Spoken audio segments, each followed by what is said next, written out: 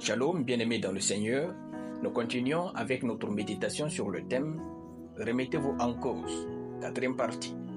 Nous tirons notre texte dans Proverbe chapitre 28, le verset 13, qui nous dit ceci. « Celui qui cache ses transgressions ne prospère pas, mais celui qui les avoue et les délaisse obtient miséricorde. » Alléluia.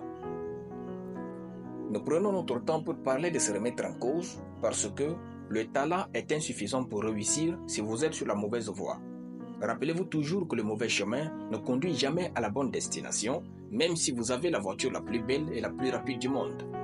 Remettez-vous donc en cause pour savoir si vous êtes encore chrétien et en communion avec Dieu.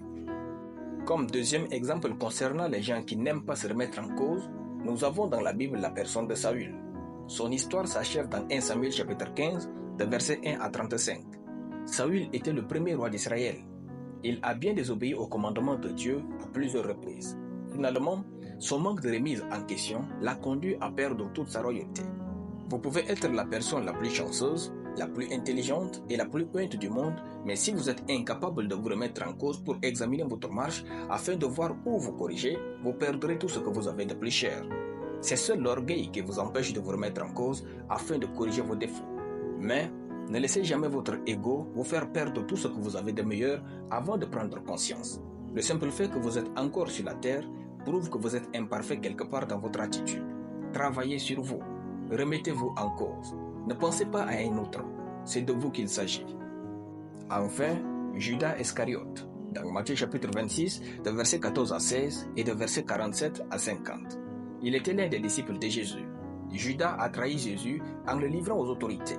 Son manque de remise en question a eu des conséquences tragiques. Pierre avait fait pire que Judas, mais Pierre s'était repenti et Dieu l'a restauré.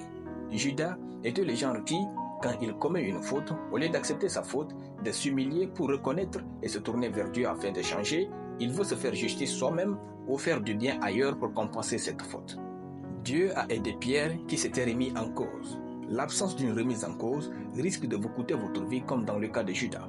Soyez sages et choisissez pour vous une vie aisée. Alléluia. Nous allons prier. Seigneur Jésus, merci pour ta parole dans mon cœur. Je déclare que je sais me remettre en cause dans ma foi, au nom de Jésus. Amen. La lecture biblique en une année, Néhémie chapitre 7 à Néhémie chapitre 8. Soyez bénis, c'était le pain du ciel.